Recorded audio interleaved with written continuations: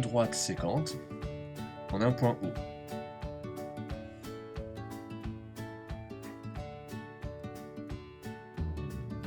Donc l'angle YOV et l'angle UOX ont le même sommet, O. Et on voit que les côtés de XOU sont dans le prolongement des côtés de VOY. C'est-à-dire que si on regarde le côté XO de l'angle à gauche, il se prolonge en le côté OY de l'angle qui est à droite. De la même façon, le côté OU se prolonge dans le côté OV.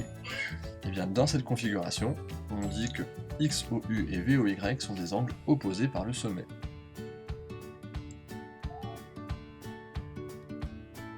Alors rapidement, on observe que ces deux angles sont symétriques par rapport au point O, une symétrie centrale donc. On se rappelle que la symétrie centrale conserve les angles, donc l'angle XOU et l'angle YOV ont la même mesure.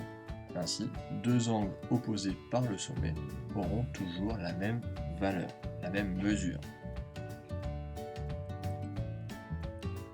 On constate qu'il existe deux autres angles opposés par le sommet dans cette configuration. On a aussi l'angle UOY ainsi que l'angle XOV qui sont des angles opposés par le sommet et donc bien entendu leurs mesures sont aussi égales.